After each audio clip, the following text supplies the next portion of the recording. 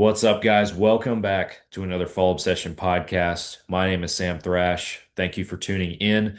This week, we're joined by Michael Scrogan, who is the host of the Hunting Stories podcast. He had me on his show a few months ago now, and I extended the same invitation to him to come on to Fall Obsession podcast.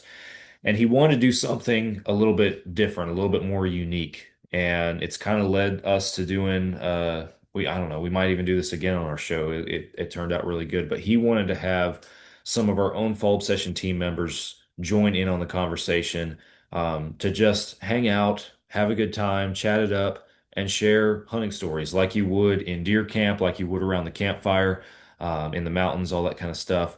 So we do just that. We get a group of people together that were able to join us on this evening. And yeah, we had a good time just sharing some stories, sharing some memories, laughing, cutting it up together. It's a good time. So very low key and casual episode, but one of those that will make you guys feel like you're just sitting here hanging out with us. This is also our first podcast to do live as well. We've started doing some live shows here on Fall Obsession Podcast. So some of you may have gotten to tune into this one on the YouTube channel the night that we recorded it.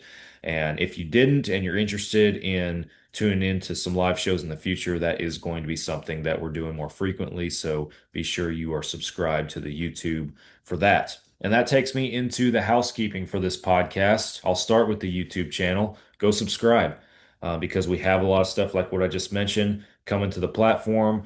Our podcasts are on there, our hunting shows, our films, our gear reviews, all of our major videos and all that kind of stuff are on the YouTube. So be sure you are subscribed to Fall Obsession's channel.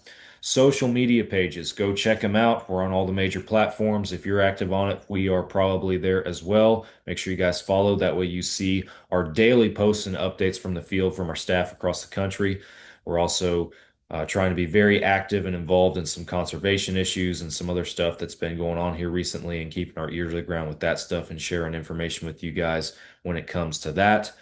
Whatever platform you are streaming this podcast on, please make sure you hit that follow or subscribe button, whatever they have up there for you guys. Turn those notifications on if that's an option. That way, you guys know every time we drop a new Fall Obsession podcast episode. We post once a week on Mondays. The video version hits the YouTube channel on Thursdays. Unless it's a live show, then it will already be on the YouTube under the live stream tab. Fallobsession.com is the website. That's where you guys can go to see everything that there is to see about our brand and the content that we produce. And last but not least, if you guys have not checked out Carbon TV, you need to go take a look. It's like Netflix for hunting, except it's free for you guys. You don't even have to put in your credit card information. You can just start streaming on demand hundreds of different hunting shows, podcasts, and films across that platform from creators and producers across the country in all different genres of the outdoor industry. It's good stuff, and you will find 4 different Fall Obsession produced shows on that platform. This podcast, our staff-inspired video podcast series called Couch Chats, is on Carbon TV, as well as our 2 different hunting shows, Texas Dirt and Midwest Mindset. Guys, go check out Carbon TV. All right, I won't keep y'all waiting any longer. We are going to get to the episode with Michael Scrogan, the host of the Hunting Stories podcast, and we're also joined by our own Fall Obsession team members, John, Mike, and Marissa. You guys are listening to another Fall Obsession podcast. Oh, you got her, dude. She's down. Let's go. Dude, I just shot a deer of a lifetime. Freaking smoked him. One with nature, and if you're a believer, one with God. Definitely gets your heart pumping. Boy, you are in trouble. Fall Obsession Podcast.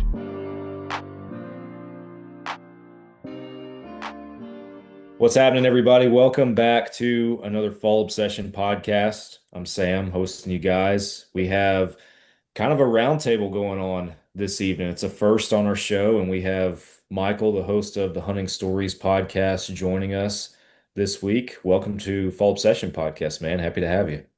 Yeah, Sam, I'm happy to be here, man. Had you on my podcast months back at this point, but man, I've been listening and I love what you do, man. So thanks for having me. Well, I appreciate it, man. Yeah, thanks for listening. I enjoyed coming on your show, and sharing some of my stories, and looking forward to hearing some of yours and some of the folks that we have on here as well. But I just to kick us off to break the ice and all that kind of stuff for the podcast, just tell our listeners that are tuning in who you are, how you got into hunting, and how it's brought you to having a podcast. Yeah. Okay. Well, Michael Scrogan out of Boulder, Colorado, of all places. Probably I might be the only hunter here. Who knows? But yeah, so I've been hunting for just under a decade, about 9 years at this point. And what got me in is I met my wife. Her father and her brother hunted, but not by any means. They weren't passionate hunters. They just like to go out into the woods. Turns out they like to go out to the woods, have a few beers, wake up when they wake up, and just run after elk and hopefully get lucky. Maybe that's where I got my passion for storytelling. But basically, I was like, I had no interest. Grew up, no one in my family ever did it. Had no experience, but I was like, you know what? I eat a lot of meat. Like, I turned 30 at that point. So I was like, all guys at 30 either get into World War II history or barbecue and meat. And I went down the barbecue and meat path, right? Okay, So I was like, okay. I was like, I eat a lot of meat. So maybe I should go out and see what it's like to shoot one. So I went out, bought a muzzleloader, went out in Washington, honestly thinking, I can't tell the difference between a mule deer, a whitetail, and an elk. I don't know what I'm doing out here. I don't even know if I'll be able to shoot. Turns out I got in front of an elk, had this like come to Jesus moment with you. And I'll tell you guys this story a little bit later here, but like I just fell in love with everything about it. I fell in love with the camaraderie of camp, which is kind of what I'm touring a bunch of podcasts right now, trying to get kind of that vibe of a bunch of people sharing stories with each other. Fell in love with chasing elk. Fell in love with archery more recently. And so doing that, one day I was sitting here again in Boulder being like, man, I don't have any hunting friends. I want to hear more stories. I want to meet more hunters. How do I do that? And so that's where the podcast came from. I was just sort of brainstorming how I can meet more hunters. And so I started asking folks way out of my league, being like, hey, would you come on my podcast that I haven't actually started yet? And like Dirk Durham right off the bat was like, yes, let's do it. I got Ted Nugent on the podcast. I've had all sorts of crazy folks on my podcast. Turns out every hunter loves to tell their hunting stories. So I've got a range of like huge big league hunters, but I personally love like the average Joe that come on, and I have a huge list of listeners that want to come on and tell their stories. And that's it, man. I've just been doing it for 3 years. New hunter every week, telling their favorite stories. It's led to a lot of hunting opportunity for myself. I've got a lot of new friends. Before the podcast, I knew more vegans than I did hunters, and I fixed that.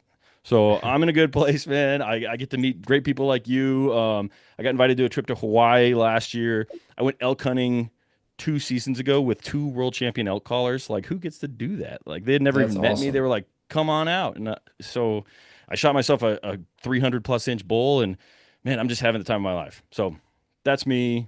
That's the podcast. That's my hunting story, or that's where my hunting story began, I should say. I gotcha. That's awesome, man. Yeah, you cannot find a better way, I think, to connect with people than through a show or a platform like this. Yeah. Just speaking as a podcast host myself, like I share a lot of what you said, just as far as you learn so much and you get to meet so many cool people. A lot of the like everybody here, if it wasn't for the Fall Obsession brand in general, right? I wouldn't know any of y'all.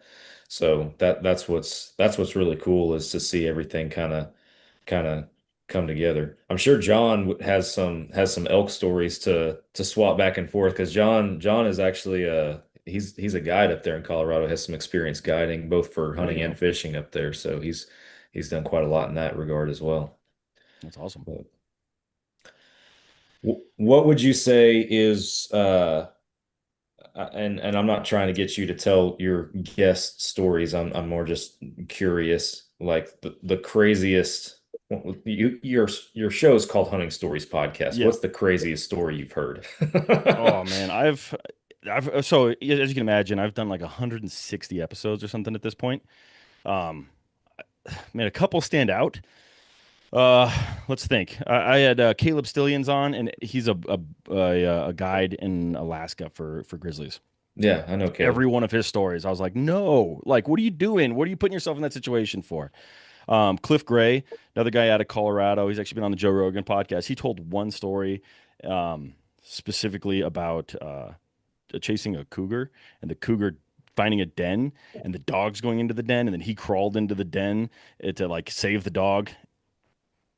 Insane. I would have let. I mean, I would have. Sadly, I would have let the dog go. Like that's where I would have been. I wouldn't have done what he did. Man, there's just so many. I've got some of the guys from Eastman's Hunting Journal on where they've literally seen a horse fall off a cliff. That was snow kind of builds itself out, but there's nothing underneath it. A horse fell over. And fortunately, he wasn't on the horse. But then the snowbank just broke off, and the horse just disappeared into Oh like the man. vast nothingness. So everything you could imagine, as far as like that kind of stuff. I've also You'd be surprised how many hunters have a poop story. Like that seems to keep coming up, where people like are telling me stories about some terrible experience they had in the woods. Luke Cadillo, he runs Gladiators Unlimited, like sort of an MMA podcast here in Colorado. But he was full draw on a bull, and his gut just wasn't having it and let go. So he's filled his boots. Like everything you can imagine. I've heard it all. So much so that I've heard multiple guys the very first time they ever shot at a deer killed two with one shot. Like multiple times I've heard that story from different people. Really? So yeah, everything you can imagine. Everything you can Wow. imagine. Yeah. I don't That's want to ruin that's any of them. Every one of those stories is wonderful. And I encourage everyone to go check out the episodes. I don't want to ruin them. It's not my story to tell, but they're right. so good. Yeah. And those are just some off the top of my head out of, hundreds of stories. That's awesome, man. Yeah. Yeah, well, I'll get our storytelling on this episode started because two of the things that you just mentioned kind of resonated with me. And the first one you talked about that horse falling over, man. Not that I had anything that extreme, but I'll tell you when I did my first this last year elk hunt, 25 miles backcountry on horseback, in the mountains of Idaho, that watching what those horses go over was just absolutely insane. And there Yeah. were a couple of times where one of those horses might lose their footing just a little bit and kind of start to slide down a little bit. And I'm like a little butt puckering moment right there because it's like, oh my gosh, man, I can't imagine going over on one of these horses. This would be insane. Right? But that was one, and then the other one, unfortunately, and I don't want to. I never thought that this It's a episode poop or this story, isn't shit. it? It It's a always poop is. It story. always is. I never thought this episode would go there, man. But I mean, and I'll keep it I'll keep it simple. But just I had some altitude related issues being a Texas boy hunting at 8,000 feet all of a sudden. So first 3 days, I had a roll of toilet paper handy, and I was frequently running off into the woods while these guys were elk hunting to to find me a log. So yeah, it was kind of a sucky deal in that regard, but Yeah, it I, happens to I the guess best it's of true. us. I guess it's true. All of us have one, right? Yeah, we all do. We just hope you have TP with you. Otherwise, the stories get real interesting. Yeah, that's that's no joke. No joke at all. Well, John, I'm going to kick it to you for a second, because I'm curious from the elk standpoint, and I know that we had you on our show here not that long ago, and we talked a little bit about elk hunting and guiding and everything. But man, as a guide, I'm sure you see some pretty interesting characters come through and have some interesting stories. What's what's kind of an off the wall guiding story that kind of sticks with you a little bit? That's a tough one. I Kind of mean, put you on the spot a so little bit. yeah, no. Man, so my first ever client that actually killed an elk, it was this huge 6x7 that like we always try and have an idea of what bulls are around, and nobody had seen this elk all summer. Like nobody knew it was there. But it was opening morning, a muzzle loader, and we got to the top of this hill. I bugled, and like 4 or 5 bulls popped off. It's like sweet. So I sent my guy down the hill like 20 yards, and I crouched down in this little rock hole and started bugling. And they were popping off around us. And I was like, cool, something's going to come in. And then a twig snaps behind me. And I like did the slowest turn of my life. And there, 15 feet behind me was this huge bull. It's like, crap. And it didn't apparently see me. It walked right past me. I could have stabbed it with my knife. And it walks like to within 15 feet behind my hunter, who he's right-handed and it's on his right side. So he would have had to either do a full turn or swap to his left and try and turn. And it saw him move and ran off. And I tried to bugle at it as it ran, and it kept going, but 4 other bulls started bugling again. So I was like, all right, whatever. Like, sucks that one ran off, but there's still elk around. So we started moving down the hill, and the bulls kept getting closer. We had this cow walk up within 40 yards downwind. She looks like right in my eyes. We stare at each other. I thought she was going to bark and blow the whole thing. She just walks off. I'm like, what is happening? And we get a little farther down the hill, and there's this little 4x4 raghorn, like 80 yards to our left, just going back and forth. And my client had killed a like 5x5 a couple years before in a rifle hunt somewhere else. So he's like, I don't really want to shoot that. And then this like 5x5 steps out in the creek below us, and it's thrashing brush. And then there's another bigger bull somewhere close by bugling. And it was one of the most amazing mornings of elk calling I've ever had.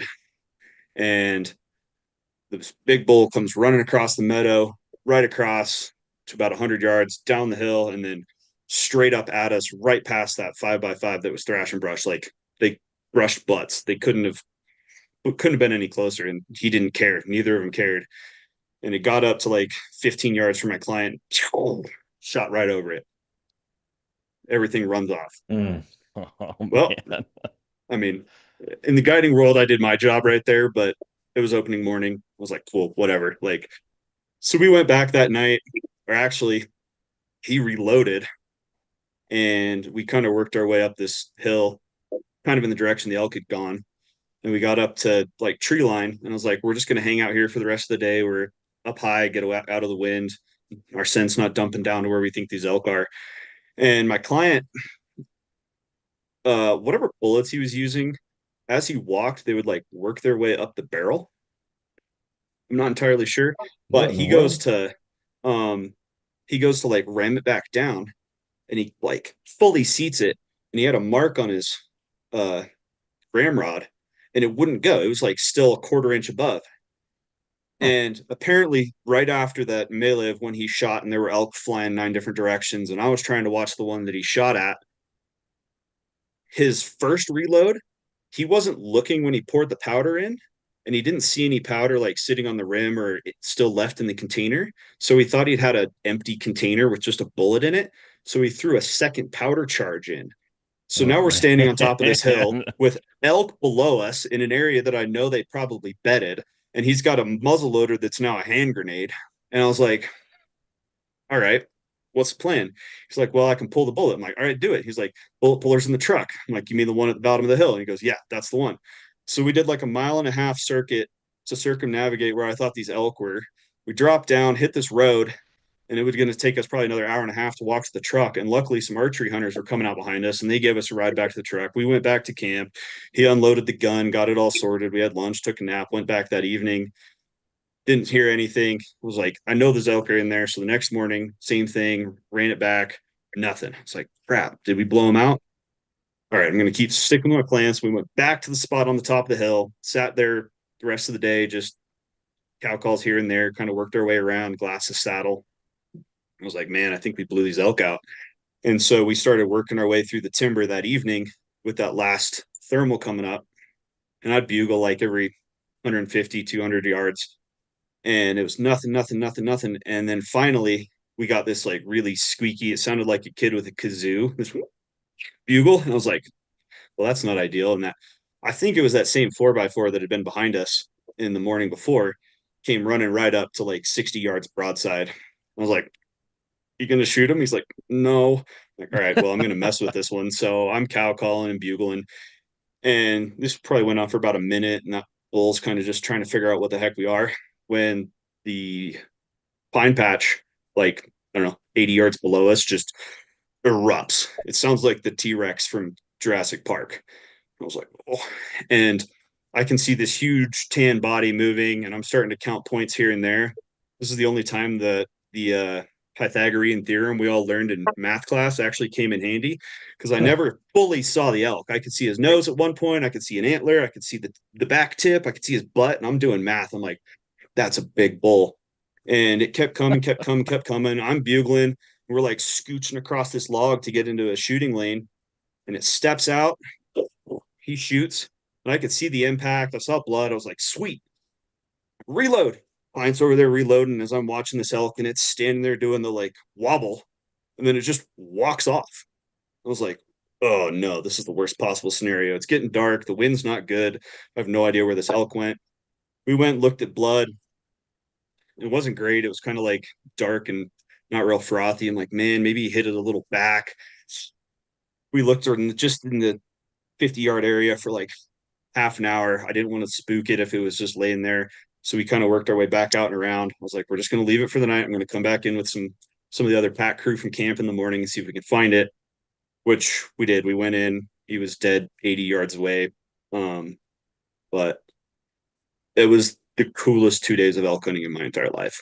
That's awesome. Where did he end up hitting it? Like, it was a little bit back and a little bit high, so it flipped the top of the liver right across the top of the lungs, and so all that blood just kind of drained into the body cavity, and that's why there was like next to no blood trail. And it's why it took him a little while, because it wasn't like a double lung; it was just barely across the tops, but he didn't go real far. Nice. That's awesome. I have another question for you. If you guys will like let me just throw them again. I'm not a hunter, and I've done muzzleloader before. What is a bullet puller? So like my muzzleloader had a breech plug, so I would have just twisted off the breech plug and pushed everything out the back end.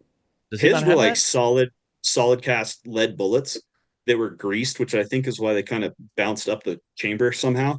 It's this little screw looking deal that you stick down there and you screw it into the lead, and then you can pull the bullet. Huh.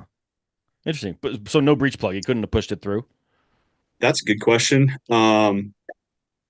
I don't know. I think his breech plug he had tightened down to a point, and we didn't have a Okay. screwdriver or a tool or anything. Gotcha. But it all worked out. Yeah, man. That's an epic hunt. That's awesome. Hey guys, sorry to cut y'all off from the conversation. We'll get back to it in just a second. But first, I want to tell you guys about Hoot Camo. Hoot Camo is one of the best camouflage brands out there for the blue-collar hunter. The prices, you can't beat them. The patterns are extremely versatile. They work in so many different environments. I have worn Hoot Camo hunting whitetails, hogs, and turkeys down here in the hardwoods, the mesquites, the scrub brush of Texas. I've worn it in the flatland plains of eastern Colorado hunting mule deer. I've even worn it in the mountains of central Idaho hunting elk. It works in so many different places. It is extremely high quality gear, extremely warm, holds up well against the elements. You cannot beat it. Go to hootcamo.com, use the code FallObsession15 on your next order, no matter how big or small it is, and check out everything that Hoot Camo has on there for you guys. You never know what you're gonna encounter out there. Oh, sure. Yeah, that was one of the funnest. I've had some other other wild ones too, if you ever want to hear those.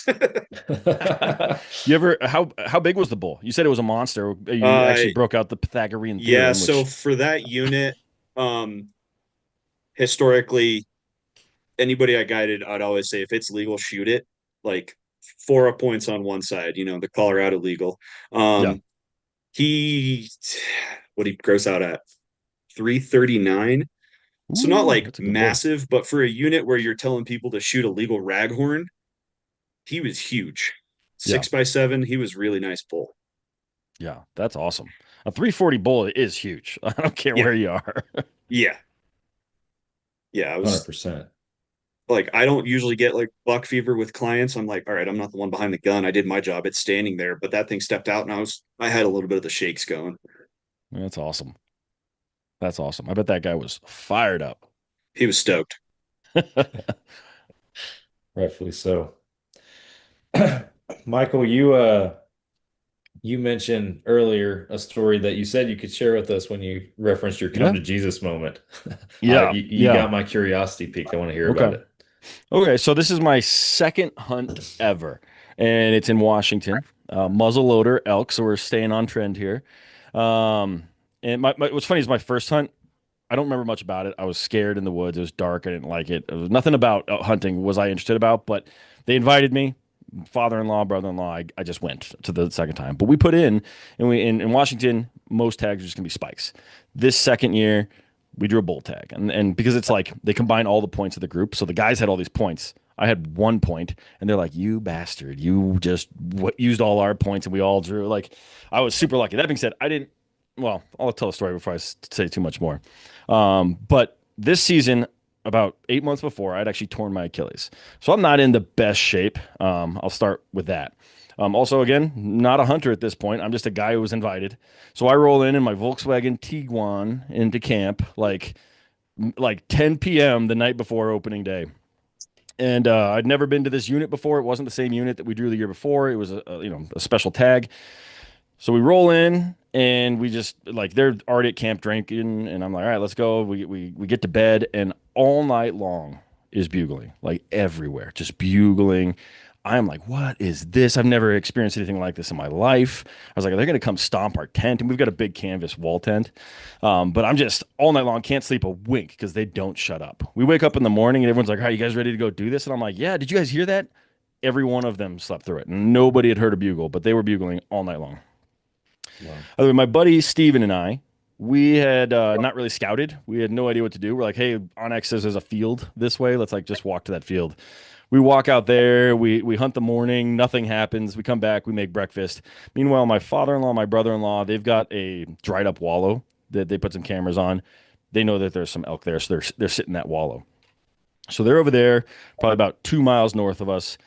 We're at camp, just hanging out at a field next to our camp. Really great strategy.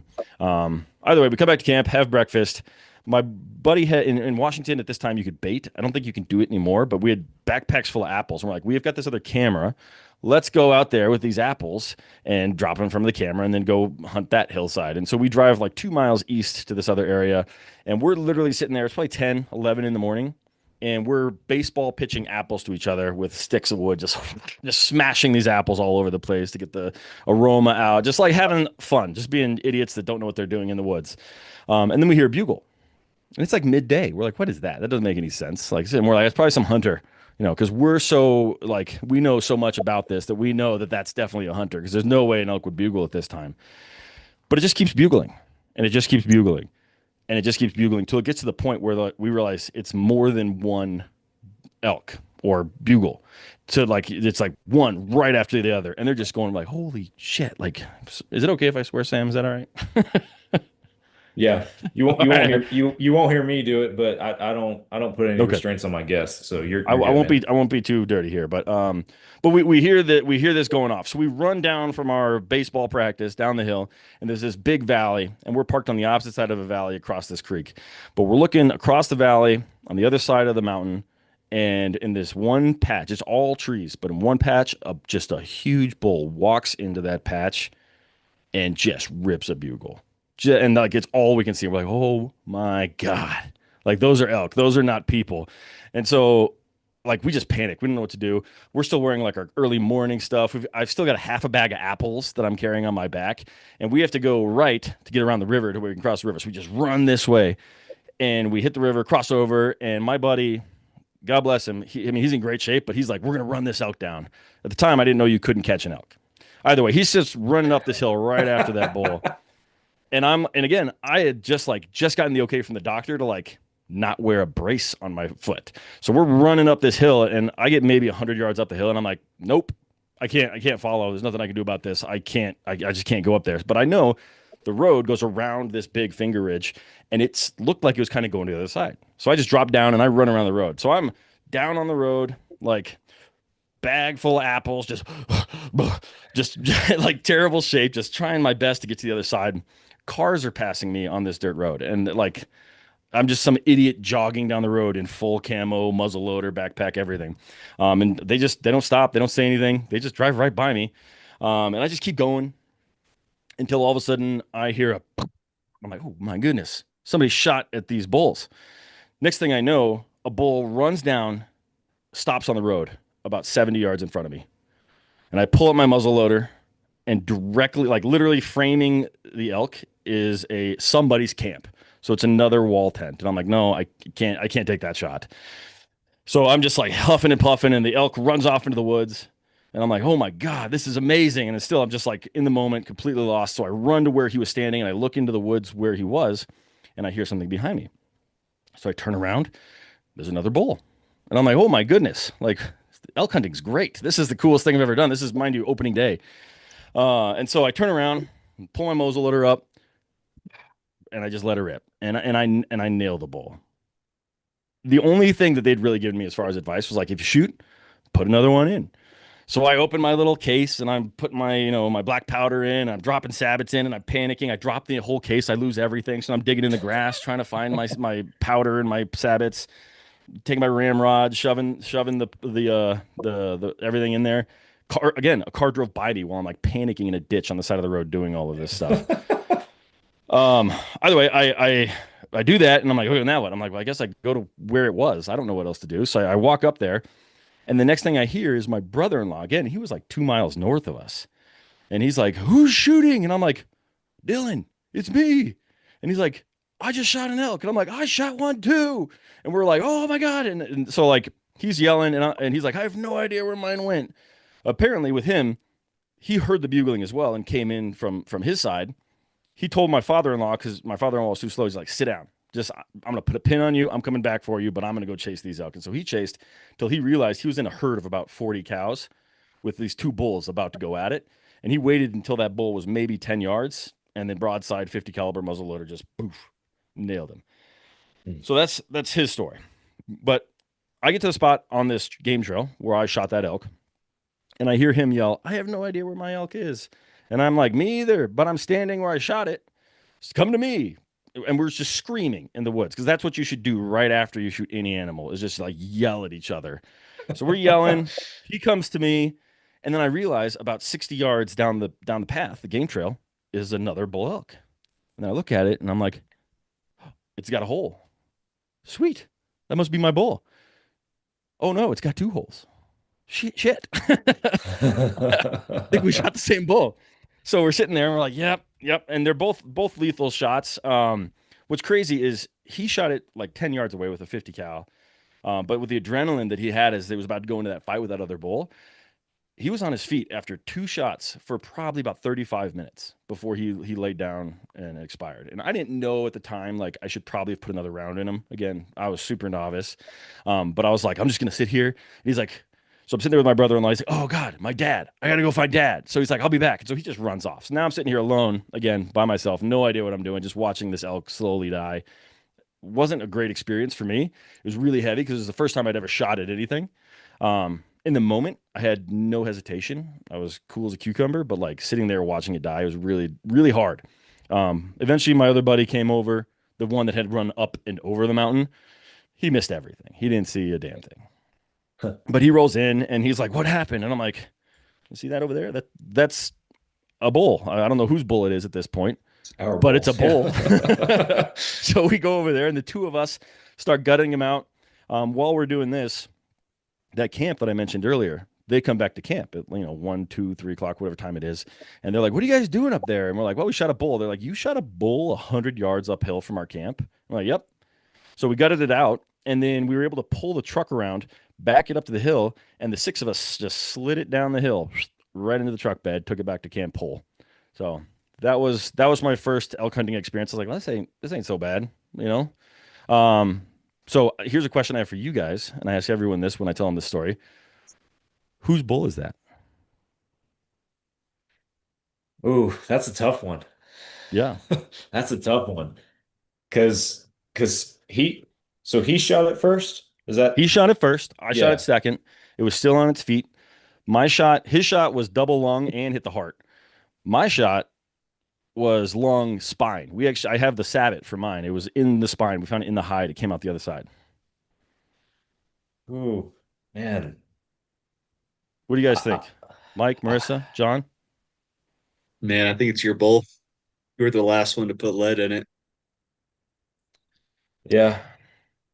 Yeah, I'd agree with that. It That's what would I'm be thinking as well. Yep. Yeah, it would be hard to argue otherwise, but I mean, I don't know. At the same time, if that first shot hadn't have happened, you don't know if that second opportunity would have been the same, right? But True. oh man, yeah, at the end of the day, I mean, if the same hunter had shot him twice, right? It's the second one that's putting him down. So yeah, that makes sense. Yeah. That's tough, man. That's a I mean, I certainly have never experienced anything like Yeah. that where Well, I'll tell you, Yeah. as the low man on the totem, I did not get that bull. I see. All right. And what's funny is everyone's answer usually ends up being me when I ask people like, where do you think that rack is hanging? Because it's a good 300-inch bull. My brother-in-law, it wasn't even a question. They're like, no, that's Dylan's. That's his. Like no one questioned it. And then the first time I actually learned that the second shooter legally in a lot of states like Oregon, some guys will actually wait till they hear someone shoot, try and get to the bull before, and then shoot a dead bull. In Oregon, technically, Oh, that's wow. the second person's bull. And Cody Rich, if you know Cody Rich, Rich Outdoors, he had like happened like 3 times to him where somebody stole a bull that he'd already shot just by walking up to the dead bull and shooting it. Oh, So, dude, That's ridiculous. but yeah, that that's the that law in Oregon. But that's a fight most waiting to most people happen kind right of feel it. there. Yeah. So that's kind of my come to Jesus. Like from not knowing what an elk would look like when I actually ran into one to being in the middle of a rut fest with 2 bulls just battling and then like just running, completely losing my sense of like I had to ice my leg for a week. Like it was so beat up because of that surgery that I just had. Like I shouldn't have been doing what I was doing.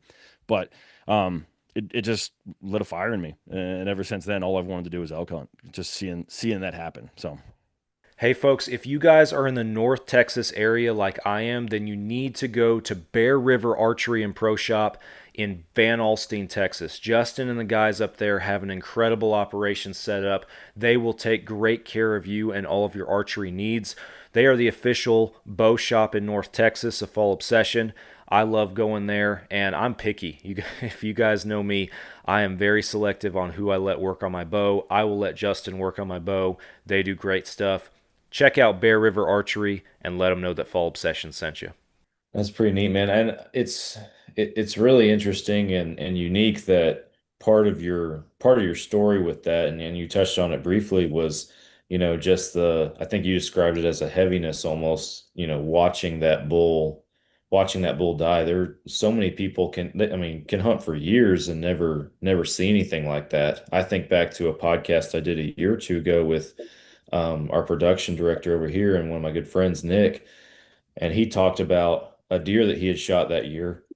That was a rather tough track, but when he came up upon on that deer, when he finally got to it after trailing it and tracking it for so far, following the shot, it wasn't dead yet, and he wasn't really in a great spot where he could get in and get a good shot on the deer, but his first shot was lethal. And yeah, long story short, he ended up sitting there and just watching that deer take its last breath, it's right? it's hard. And It's and that's a hard. moment that so many hunters just do not ever experience. And I think for any, like Nick is not a novice hunter, right?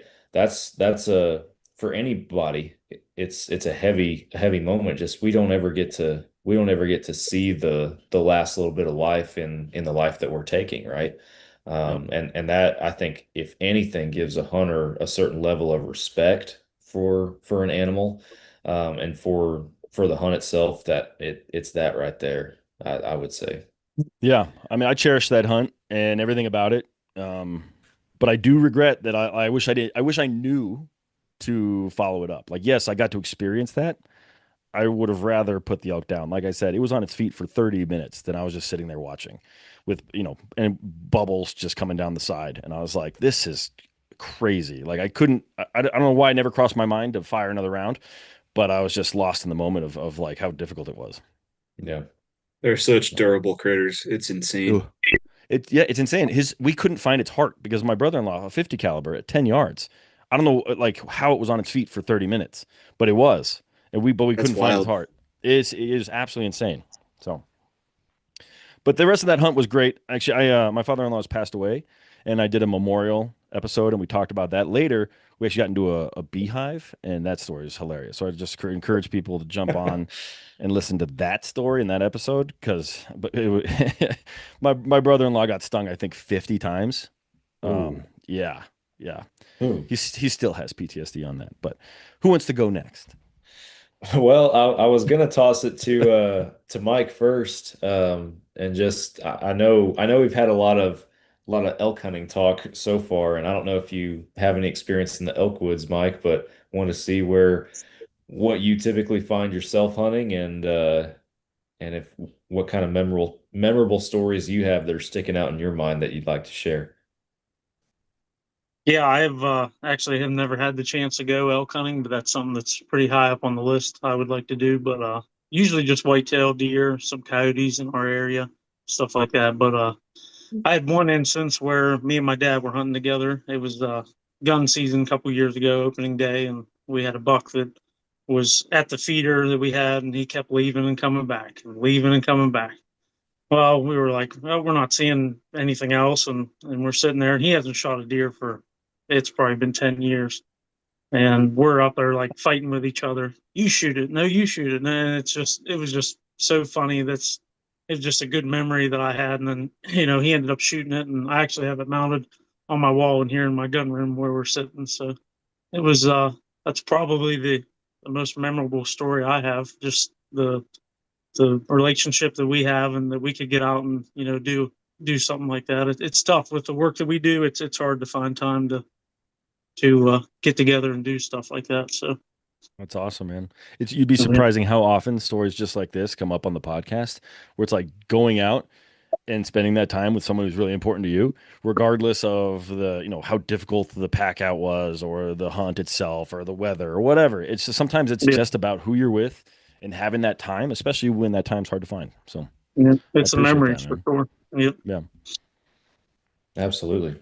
So you say that, with the work you do and everything, it's hard to find the time. I'm just curious, like what kind of time do you normally have in a hunting season to spend in the woods? Well, me and my dad, we have a family-owned construction company, so we both run it. I do the day-to-day, and he covers big picture things. And so usually I'll get up before work. We don't start till 9. I can hunt in the mornings during deer season. And then after 5 o'clock, usually in the evenings, I can go and hunt. And the weekends, when I can find time to do that.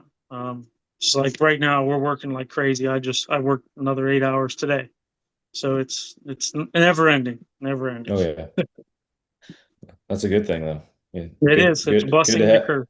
Yeah, blessing and a curse. Good to have work for sure. Absolutely.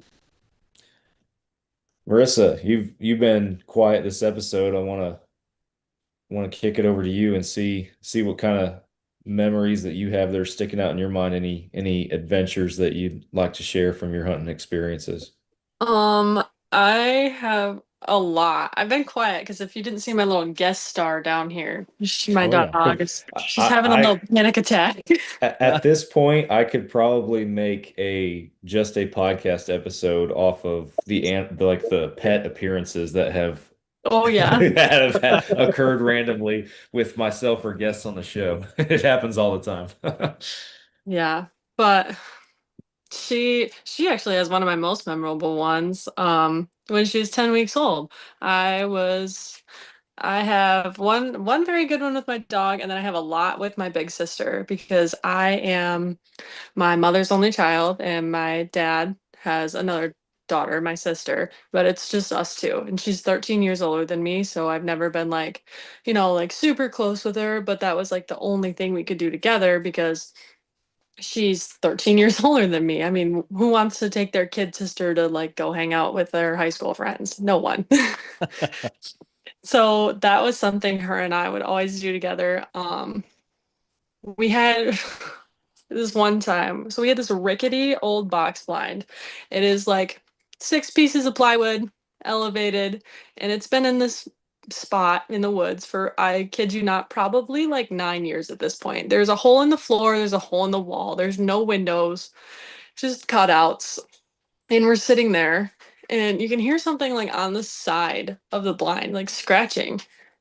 And she's like, stop making that noise. I'm like, I'm not making a noise. I'm like, I'm sitting here. She's like, sit still. I'm like, I'm just sitting here. I don't know what you want from me. I'm 7 years old. And she's like, okay, I'm gonna move and I'm gonna check it out. And you had to like move very carefully in here. Otherwise you probably were going to fall through the floor. My dad ended up putting his foot through the floor once, but that was another story. And so she's like, I'm gonna go look. I'm gonna stick my head out the window. We have seen no deer. We've seen nothing all day. Like we've seen a squirrel. I'm like, this is dumb. And she sticks her head out the window. She's like, I think it's a mouse. I don't know. And she's like, okay, just sit back down. It goes away for a little bit, and it comes back, and it's like behind her now. She's like, okay. she can hear it. You can hear it like on the wall. You can tell it's coming up toward the window. She takes her phone and she sticks it out the edge of the window. And this is the world's fattest squirrel I've ever seen. She goes, "Holy hell!" in the middle of the woods. And the squirrel's still just chilling on the wall. I'm like, "What are you gonna do?" She's like, "That thing's gonna come in here." I'm like, "What are you gonna do?" So she whips out her like first pocket knife she's ever owned. Because, I have my first one and she has her first one, and it's about this long. I'm like, "What is that gonna do in this situation?" And she's like, "I don't know. I'm gonna stab it. If it comes up here, I'm just gonna stab it." And so she's sitting there like this with her hand like aimed toward the window. She's just waiting for this squirrel to come and waiting. And I'm just 7-year-old little me in my white plastic lawn chair. I'm like, okay. My feet are up off the floor. I'm like, I don't want anything to do with this. I just want to go back home. We always have such a good time. And this little squirrel sits on the ledge. She throws her hand at it. She hits the wall. She like splits the drywall, or not the drywall, the plywood, misses the squirrel. The squirrel falls out of the window, and she missed the squirrel entirely. I'm like, "You didn't even get it." She's like, "We're done. We're going home. It's like 10 in the morning. We've only been out there since like 7." And I'm like, "Yep, we can go. Just call Dad. We're done. We're done." Damn We have, squirrels. I That's know. funny. I have We a have good squirrel story for you. Yeah, let's hear it. It's not a hunting story, but I did shoot a squirrel with my bow. Um, Oh. yeah, so I live in the suburbs near Boulder, Colorado, right? And we've got a ton of very fat and very happy squirrels. And my neighbors, they know I hunt, so they were like, "Hey, can you kill these?" And I'm like, "What do you mean can I kill these? These are just like, squirrels. They're on your lawn. Like, what do you want me to do?" And so for years, I've been like, "No, no, sorry, I can't." We bought a new outdoor patio couch, and day one, this damn squirrel nibbled its way and just destroyed the arm. And the reason I hadn't been trying to kill these squirrels, my wife has a problem with death. She just doesn't want to be around it. She loves that I hunt, but she doesn't want to see anything die. It's just her personal choice. So she's always like, "No, nope, you can't kill squirrels. You can't kill squirrels. You can't kill squirrels." That couch get messed up. I look at her and she's like, "Just don't do it around me," is all of a sudden her answer. I'm like, "All right, okay, okay." So what I do, I have a range on the side of my house. It's about 30 yards for my archery. I have two targets. So I take one, put it on top of the other, and just give it about a 6-inch little platform. And I put a little bowl of bird seed because they seem to always be under her bird feeder. So I put the bird seed right in front of the target on top of this first target. And then I took like, the Wise cameras, like those $20 cameras you can connect to your Wi-Fi. I just put it on my kid's little playground right next to it and pointed at it. I was like, "Hey, I'm just going to go to work. If something comes and bugs this seed, I'll get a little alert on my phone." 15 minutes after I set this thing up, bing, I get a little alert. So I look at my phone and I'm like, "Oh my goodness, there's a squirrel literally hanging upside down off the first target, just hanging down over the center of my target." And I'm like, "This is amazing." So I go upstairs and I tell my wife, because her office sits looking into the backyard. And I'm like, "Don't look outside. Just don't look outside." Because she doesn't want to see it. Don't do it around her. So I thought that was the right answer. Turns out later in the story, I'll tell you that was not the right thing to tell her. And so also my father-in-law there, and at the time we had an au pair from Argentina, and I'm like, "Guys, don't go outside. I'm gonna go shoot my bow." So I grab my bow, I go out the front of the house, and I come to the side to where I shoot from, and it's 30 yards to the target, and he's just sitting there on the target. I'm like, "Well, this is way too easy." So I take my phone and I actually do like a screen capture. So I'm recording the Wise camera to see, what happens. And so I set my phone down, I pull back, and I'm using field points, not broadheads, which was a mistake, but I shoot, whoop, nail him, center mass, just whoop. I'm like, "Yes." Then I realized, oh, that didn't kill him. That just went straight through. Like, he went bonkers. You guys may not know this, but squirrels growl when they're really pissed off. So it went right through him. I got the whole thing on video. He goes just, going crazy, and he wiggles his way all the way down to Fletchings. And I go over to him like, "Oh God, what do I do? What do I do?" And I can't grab the arrow and pull it out of the target because he's going so crazy, and he's just like a tiny little chihuahua. I was like surprisingly intimidated by this little squirrel. So I run back to the house and I grab a broom and I use the broom's like straw to split the arrow so I can basically block him from attacking me as I pull it out of the target. I pull it out of the target, and he's heavier than I expect, so I end up dropping the arrow, and he just runs away with my arrow. And I've got like 31-inch arrows. Like he's gone. And I'm like, whoa, what just happened? Gosh. Right. Oh. And so this squirrel's gone. So like now I'm like walking around with a broom like a caveman with trying to like a club trying to find this squirrel with his arrow. Eventually he's hiding under a box in our recycle area.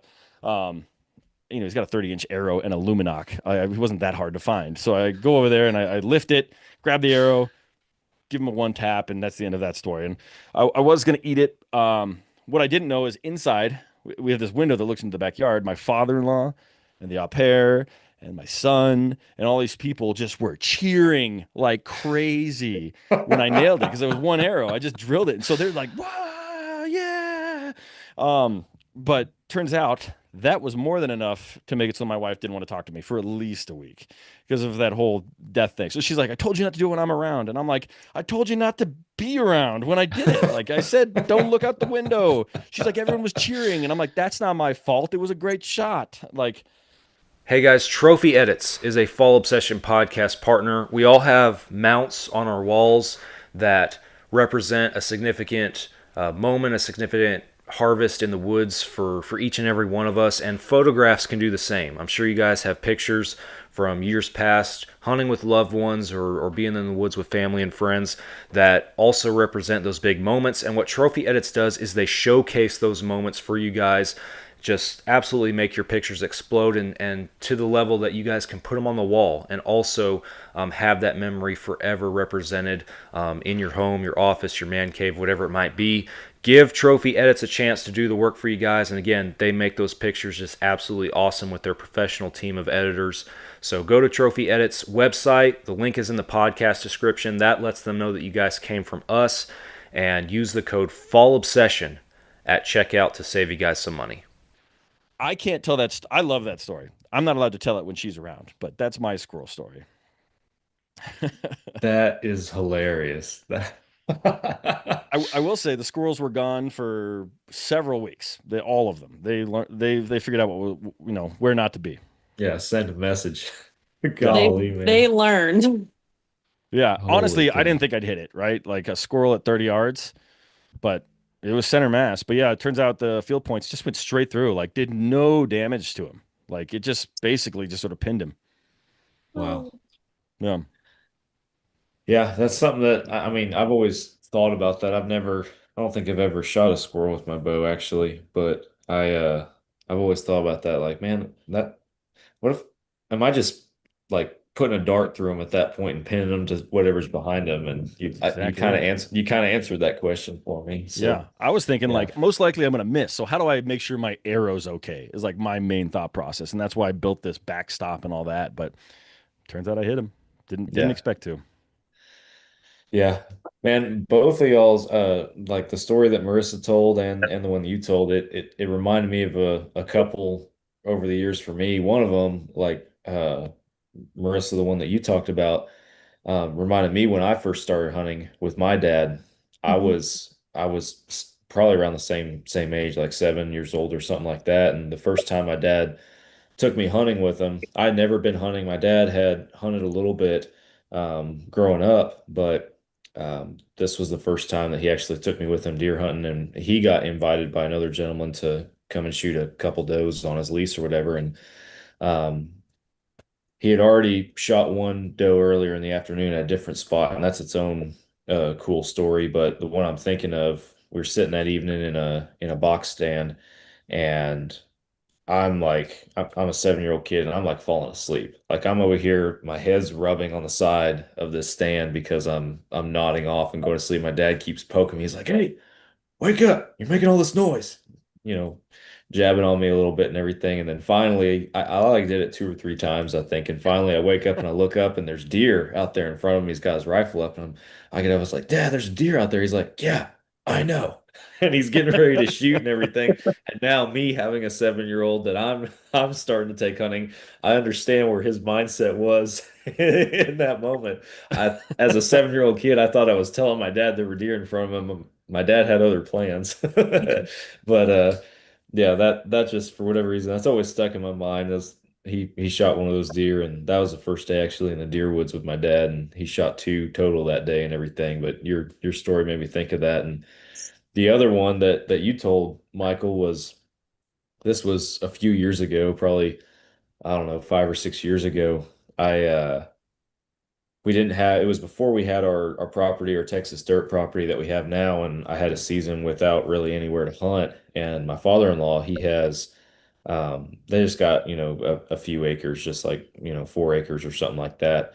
And it's pretty well maintained, like they mow pretty much the whole thing, but it backs up to a whole bunch of, just woods and private land, and they have a relationship with that private landowner, but not one to deer hunt with necessarily. But he was like, hey, if you want to put a tree stand, and a feeder or whatever, because we can bait down here in Texas. He's like, you can put one on my side on the back of the property back there and just hunt back here a couple times this year if you need somewhere to go.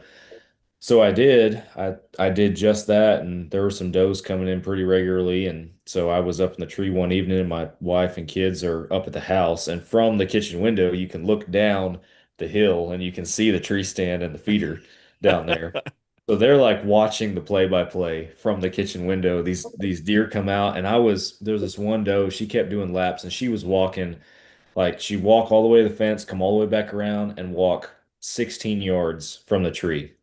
And there was an older doe in the mix that I was wanting to shoot. I was like, if I can shoot one of these, if I get to pick one of these does I want to shoot, it's going to be this bigger, older one. This one was still a good size. So I let this other doe do this lap like 2 or 3 times, walking right underneath me practically.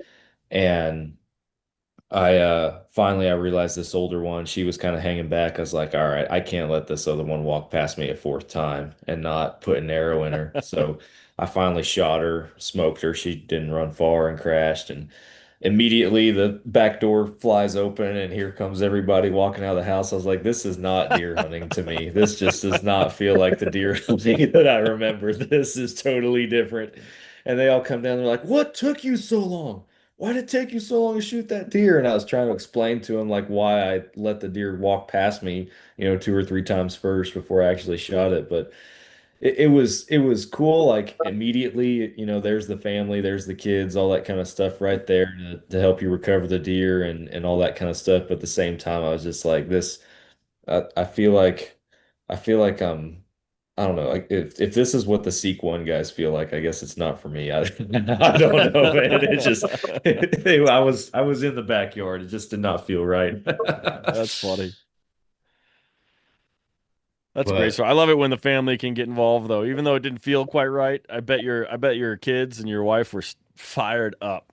oh yeah, no, we had a good time for sure, and it's cool to look at those pictures again, and I filmed the hunt too, so like it might even be on our YouTube channel somewhere for all I know, but um, yeah, it was cool after that. It was just the hunter and me that was used to being out in the woods and being by myself and you know not having an audience, I guess I would say.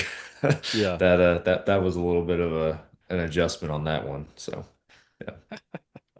But well, man, I know we're the clock's ticking and everything on our episode, but I do want to chat a little bit with you on just in your mind some of the biggest takeaways that you've had being able to talk to people um, and learn from others on your own show, just hearing their stories and their experiences and what just in general terms you think some of the biggest takeaways for you as both a hunter and a person have been in that regard.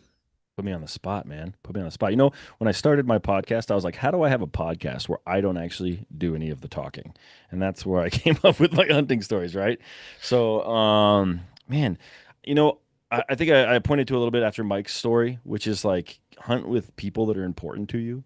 Like, Mhm. even if it's not this grand epic tale, like those are the stories that often are told, like more often than you would think. I would say maybe even a quarter of the stories that you're going to hear are somebody's story about being with either their son the first time or daughter for the first time hunting, or being there or with 3 generations with grandpa and dad and themselves or their kid. Like, I think that's one thing that stands out specifically.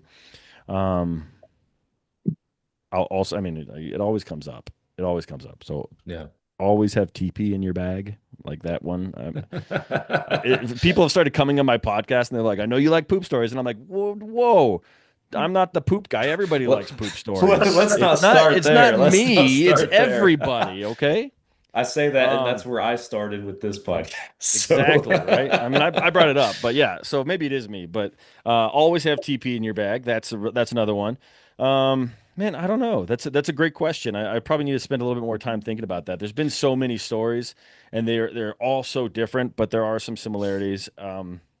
Get out there, get out and hunt as much as you can. I hear a lot of the Eastern guys be like, "Oh, I've never elk hunted. I always wanted to." What's stopping you? Like, go make it happen is what I'll say. Colorado got rid of non-resident over the counter, but the secondary draw came out. There's plenty of tags still out there, guys. So the opportunity is still there. And that'd be another thing that I would say. If you have something you want to chase, go chase it. Like, you're only going to get older, and you're only have more obligations. So just make it happen. Find a way to do it, because that's something that comes up often. I've never done that. I've always wanted to. So yeah, just make it happen. No, I agree with that for sure. I spent I had hunted Texas my whole life, never branched out, went anywhere else really at all. And in I guess it was 2018, our vice president here at Fall Obsession, Drew, he was on our team back then, and he had invited me to come up there on I think it was an elk hunt originally, and I just financially I couldn't swing it. So he was like, "Well, what about pronghorn?" And we're talking about Montana. It's like, "What about pronghorn? The tag's cheaper, and this is what I got to work with as far as access and where we could go and stuff." And I ended up doing it. Lucked out, third day bow hunting, shot a Pope and Young buck with my bow over a water hole, tickled to Nice. death. Realized the next year when I went back up there how lucky I was, because we were hunting a different piece, a different area, and lot harder hunting. Basically, I ended up eating a tag sandwich. But all as to say, this was like my first time out of the state of Texas, and I'm going to Montana, and I was ate up with it. I loved it. So that was 2019 that I had the tag sandwich. So 2020 and 21 and 22, 3 years in a row, I kept putting in for that archery tag in Montana because I kept wanting to go back and do it. And those 3 years, I did not get drawn for the tag that I had been drawn for the 2 years prior, which was, I mean, I think COVID might have had something to do with that, because there was an influx in people starting to put in for that kind of stuff and bow hunting and all that. But neither here nor there. After not getting drawn for the third year, I kind of was like, "What am I doing?" I'm like, yes, I do want to go back and hunt pronghorn again at some point. 100% I do. But I keep putting in to experience the same thing again when I have all these other things I keep telling myself I'm going to go do. Like, at some point, I got to go do them. And so that's what Yeah. led to 2023 going on that mule deer hunt. And I told that story on your podcast, the Colorado mule deer hunt that I went on with Tim. And then this last year was Idaho elk. So trying to go on these different experiences. And my goal is to do something different every year. Like that's what I would like to do. And to start, I mean, call it a bucket list if you want, but to start crossing some things off. You keep saying, "Hey, I want to go do this one day," but hey, at some point, one day is going to be here, and you got to make it happen. So yeah, or one day is always next year, which doesn't work for most people. I try and, like you, I don't try and do one thing every new year, but I'm like, I put a target on an animal, and I'm like, I'm gonna go chase him. Hey guys, thanks for listening to the show. Hope you guys are enjoying it. There's so many different places that you guys can tune in to Fall Obsession Podcast, and one of them is the Outdoor Call radio app. Outdoors Dan from Respect the Game TV, he created an app that you can download on any device where you can stream hunting shows and podcasts on a loop every single day. Our show, Fall Obsession Podcast, plays on that loop on Mondays. That's the same day as our new publications on the other apps.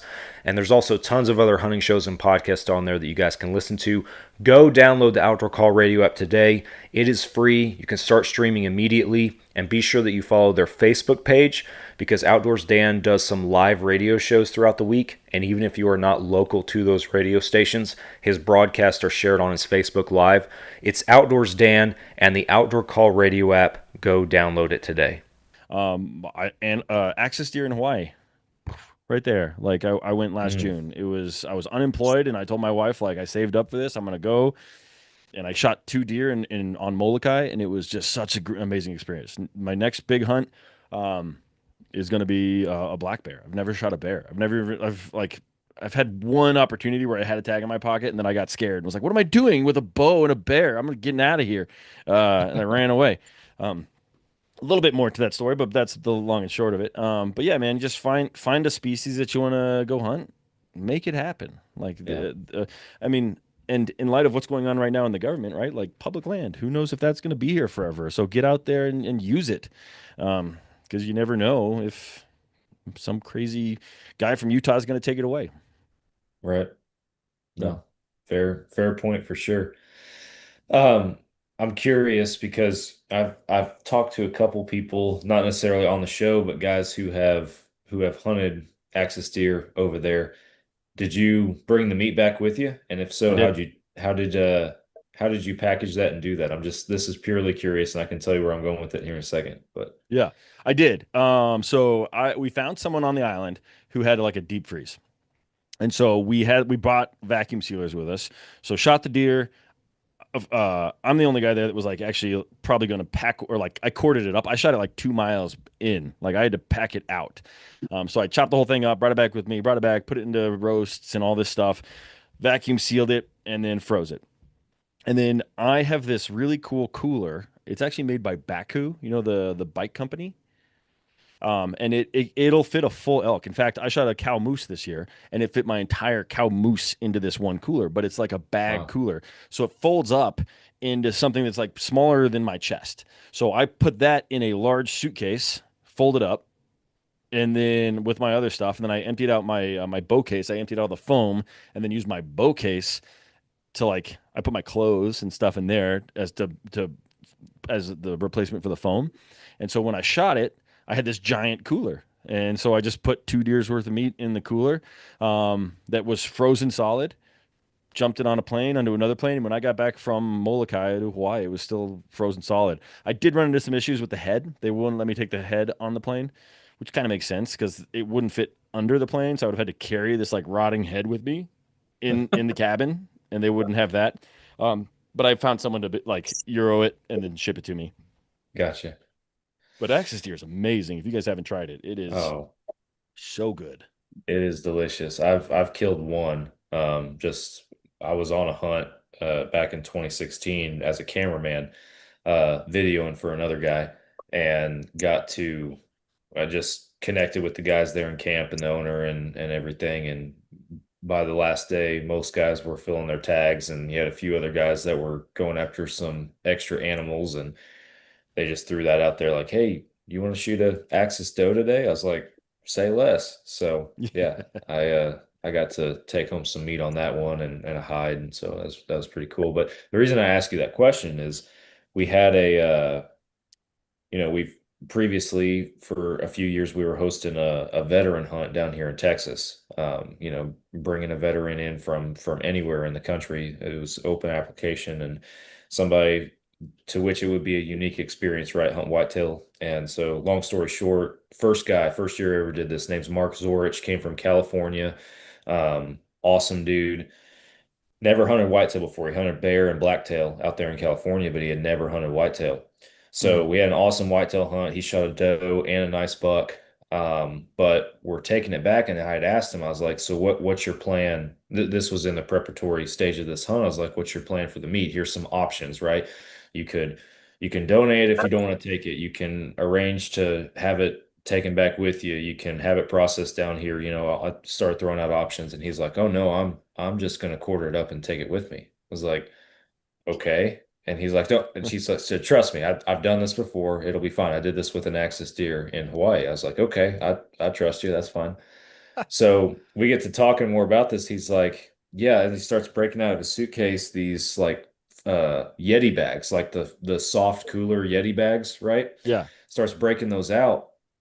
And the deer between the doe that he shot earlier in the weekend and then the buck being on ice in the 3 hour drive to the airport, they were able to cool enough that we put him in these bags and put some ice in there and stuff with him. But he's just putting them in these cooler bags and he's just wrapping them up and everything. Yeah. And he has his big bag that he had all his clothes and everything in. He stuffs the heaviest one down in there that he's going to check. He takes another Yeti cooler bag and he checks just that bag. He had it wrapped up in duct tape and everything. And then the lightest one, he carried it on with him, just full of Yeah. venison, just straight off the deer, basically. And it was so funny because him and I, like, we were trying to let that buck, he shot that buck on the last morning, on Sunday morning. His flight was leaving Sunday evening to go home. So we got that buck taken care of. We got it on ice. I take him to the airport that evening, and we're like in the airport parking garage in the back of our truck, like shoving deer meat into this soft cooler and wrapping it in duct tape. And people are walking past us with their suitcases looking at us like, what are these guys doing? I'm like, dude, somebody's gonna think we just killed somebody in this parking garage. This is sketchy, man. But man, I was nervous too because I was like, man, what do you tell the TSA guy? Like when you walk up there, he goes, I just tell him that he said that I have a deer in here. He's like, he said, I'm just obviously honest about what's in my bag and everything. And he goes, in Hawaii, enough people, like, I guess enough people come down there to hunt, and they obviously have, if they're leaving and they're taking it with them, they're getting on a plane. So he goes, they're pretty used to it in general terms, seeing this kind of stuff. He just says, I assume that this is Texas, so people in Texas will probably be the same way. I was like, well, you're assuming a lot, but let's see what happens. He got through no problems. He said the dude didn't even blink an eye. He carried on a Yeti bag full of venison onto the airplane and flew home. I Yeah, man. just started I just Go started ahead. working for the TSA and I asked questions about that. I was like, people come through in the fall with bags of meat and they're like, oh yeah, all the time you'll see it. So that's funny. I forgot about Yeah. that. I forgot that you work over there now. Yeah, that that's crazy, I, man. Yeah. I've done it a bunch, and what's funny is they get that little slip of paper. It's like the TSA looked at your bag every time. Yeah. Every time it's a bag full of meat, I get that little piece of paper. But Yeah. I've done it axis deer. I had elk meat in Washington, and I wanted to bring some to my sister in Colorado, so I just filled up a check bag, and all frozen. And the bottom of the plane is cold, so it like stays pretty nice down there. So the flights are not really a big deal. But I've taken a bunch of elk to Colorado. Then she had a hog, and she traded me the elk meat for hog meat. So I took a bunch of hog meat back with me to Washington at that time. So I've done it a bunch of times, man, and it's never been a problem. Well, and our he's not on here tonight, but our staff manager Todd, now that I'm thinking about it, he did the same when he came down here and killed the hog down here in Texas with me. He took the meat back. I know for sure that we went to the store, we bought a cheap cooler and put the meat in the cooler, wrapped the cooler in duct tape, and he checked the cooler, I'm pretty sure, Yeah. when he when he brought it back. But I want to say he had a carry-on with some meat in it too. But I would have to ask him to make sure. Now I'm curious. Yeah. But One of the sketchier times I've transported meat, I shot an elk 2 seasons ago in Colorado, and then I put it in my giant bag, like the entire elk fits in this thing. And then I put a bunch of ice in there. But when I went back to my Colorado house, which I was renting out, and I dumped out all the ice water, and then I put a piece of cardboard on top, dry ice inside, and then I drove it all the way to Texas. So, but that was hot. Like September in Texas is hot, and it made it there, and it's delicious. But I was like, if I'd have gone another half hour, I was a little worried about that meat. But again, giant cooler, dry ice, it works pretty well. yeah, when I shot that pronghorn, I drove up to Montana and drove Yeah, back. So that's a 24-hour drive, not including the just about a 24-hour drive, not including the stopping yeah, to rest. But luckily, Drew had where we were staying, there was a deep freeze up there. So like the night that we killed it, we processed the whole thing that night ourselves and then packaged it up, put it in the deep freeze so it was frozen solid to start the drive home. And I would stop pretty much anytime I'd stop and get more ice and kept it on ice and everything, and it made it home it made it home just fine. But yeah, I started looking at that temperature gauge for for the outside temperature on the truck. As I started getting back into Texas, I'm like, Yep. this isn't Montana anymore. It's 80 degrees again Yeah, man. With my in with my elk, it October. wasn't frozen, man. It was just, quartered it, threw it in the bag, threw some ice in there, so it wasn't frozen, and I was getting real iffy. I ended up rolling into the processor just after they closed, which made me furious. But they had one of those, in Texas, they just got these shipping containers that are fridges, so I just put it all in there, and it worked out just fine. Although they Yeah. did destroy my game bags, which was a shame. Hmm. Good, they're good game Well, bags.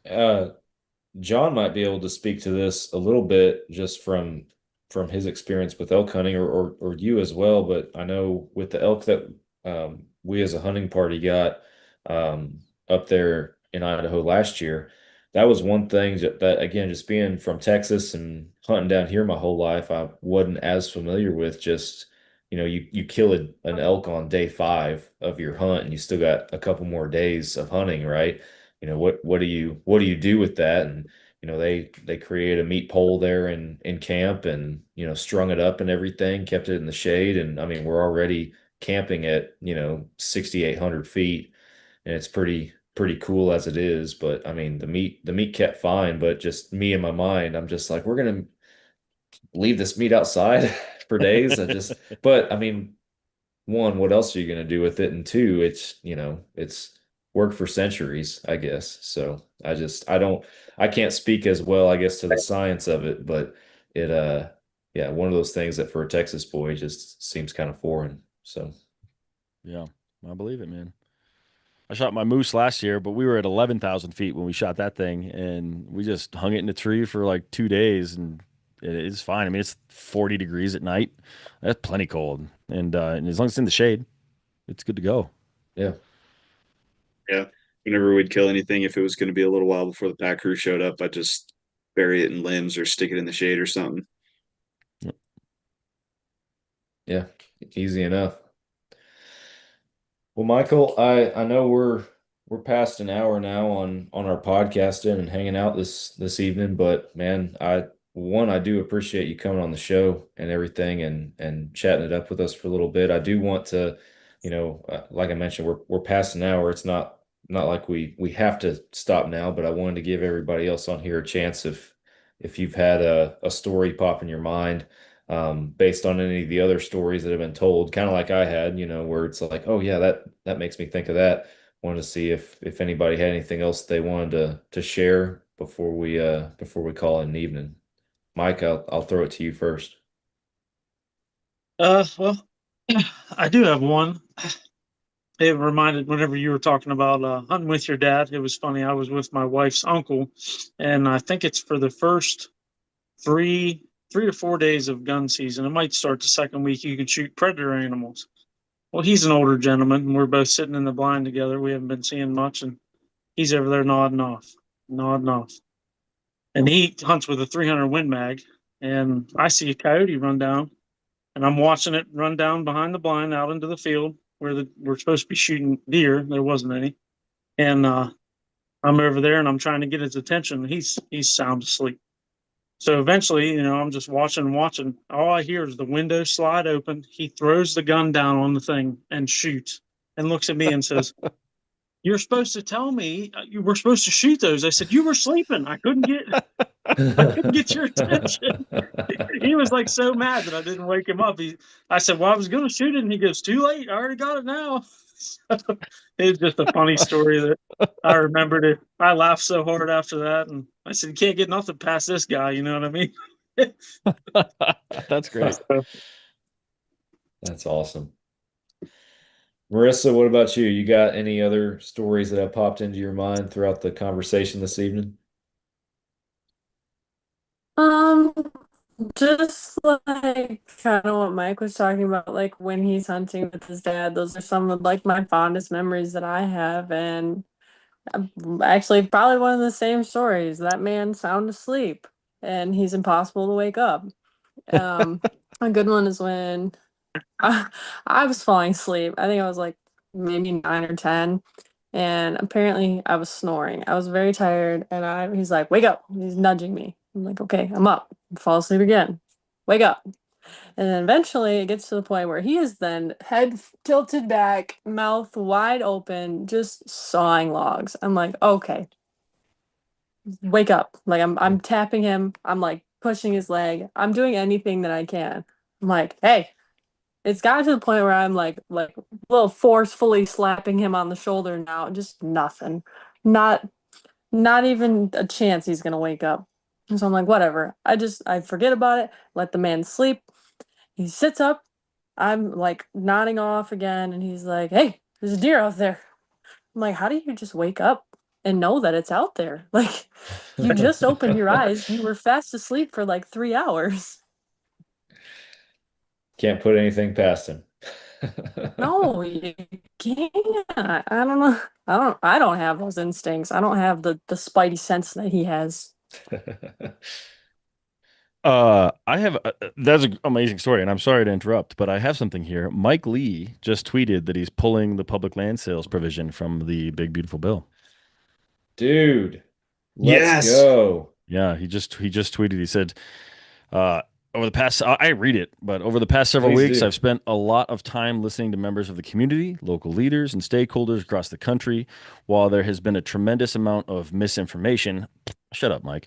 He didn't. That was me. That was not Mike. And in some cases, outright lies about my bill. Many people brought forward sincere concerns because of the strict constraints of the budget that's a word.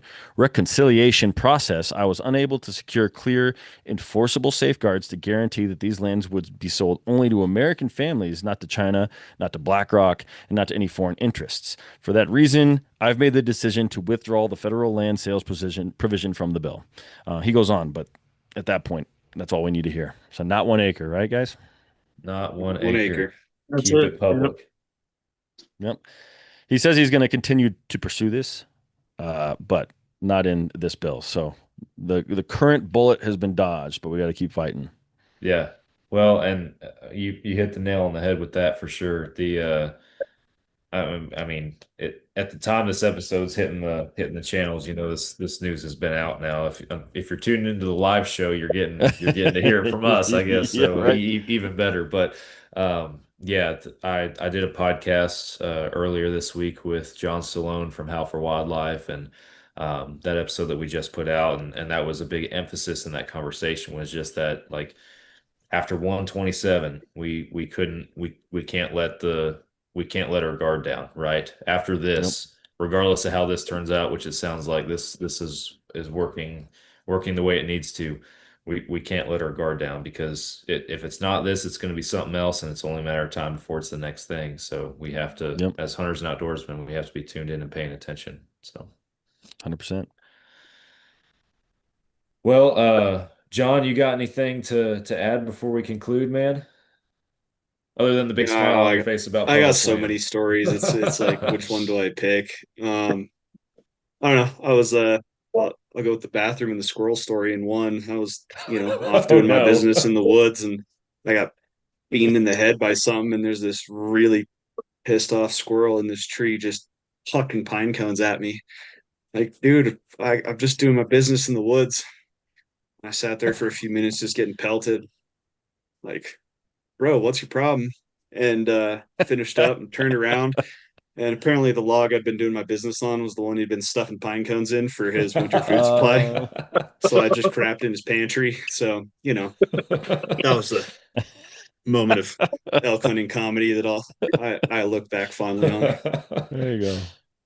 That's funny. I hate squirrels when I'm out in the woods. Just all day, all day. It's endless.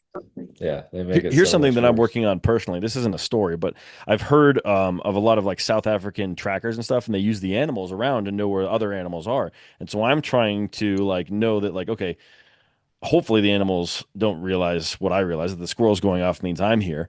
But I'm trying to listen to other animals farther off and leverage that because it's for real. Like those squirrels go crazy when anything is nearby.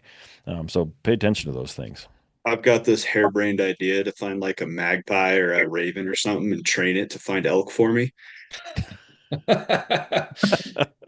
They're always around right after you kill. You're sitting there and you can throw scraps to them. Like, guys, you just show me where the elk are. You got an endless supply. Yeah. Yeah. Dude, I think there, I don't know where I heard this from, but ravens learned that wolves kill things. And Yeah, so they would signal to the wolves and lead the wolves to elk and things so that the wolves would come and kill them and then they would get the scraps. So they're smart exactly. birds, man. So you're on to something, John.